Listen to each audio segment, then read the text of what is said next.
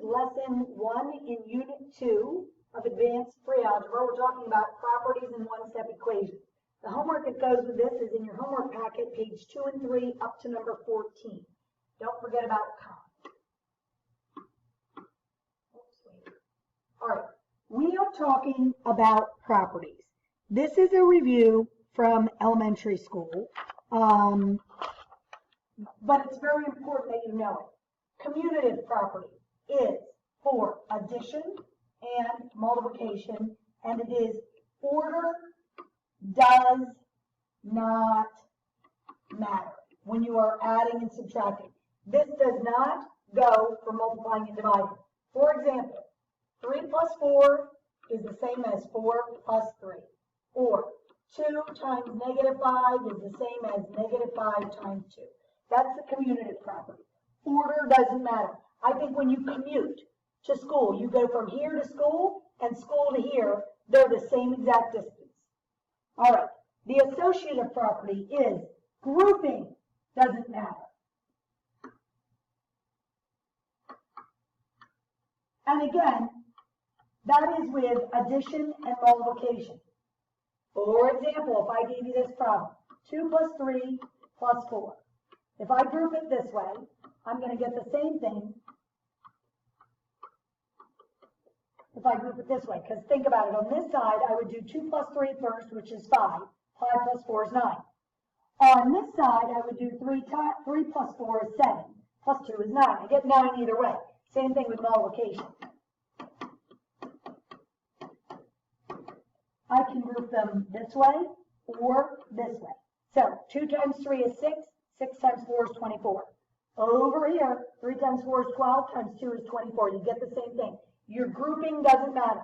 Associative property. You can remember that as the people you associate with is your group of friends. All right, identity. The original number is not changed. And again, this is addition and subtraction. Addition and multiplication. For addition, 0 is the identity element. Because think about it. I can add 0 to anything and get that same thing back. It doesn't change its identity. And for multiplication, 1 is the identity element. Because think about it. You multiply by 1, you don't change its value. So 8 plus 0 gives you 8. The identity didn't change. Negative 4 times 1 gives you negative 4. The identity didn't change. Okay? These are the identity elements. 0 for addition and 1 for multiplication. All right. The inverse property. We've got 2 of them. The additive is this. 2 numbers that add to 0. And it's always going to be this. 5 plus negative 5 will give you 0. These are inverses, additive inverses. They are also opposites. The multiplicative inverse is 2 numbers that multiply to give you 1. And they are reciprocals. 4 times 1/4. These are inverses, also called reciprocals. If I multiply this, I get 4 over 4, which is 1. Anytime you multiply a number by its reciprocal, you will get 1. Anytime you add a number to its opposite, you will get 0. Okay, we're going to do a couple of properties here. This one, negative 9 plus 12 equals 12 plus negative 9. That's the commutative property of addition. Here we go. This one, 4 times negative 7 times 6. 4 times negative 7 times 6, but they're grouped here. They're grouped here. This is the associative property of multiplication. I'm skipping a couple. example 7. 7 times what gives you 7? 7 times 1 gives you 7. This is the identity.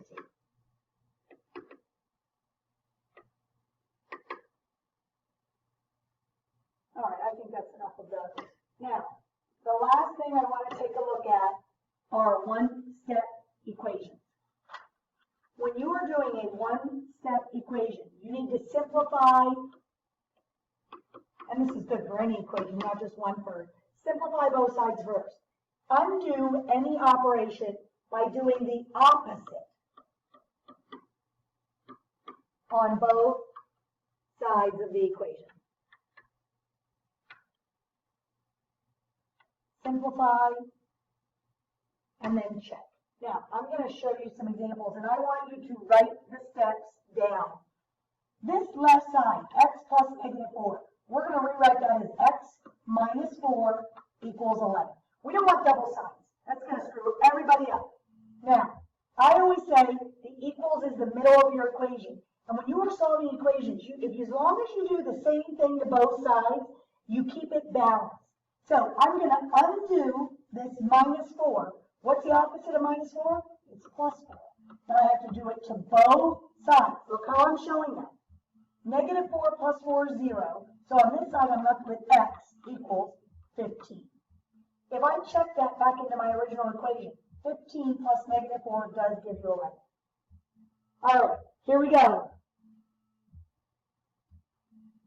Simplify this. -10 equals x minus a negative becomes +3.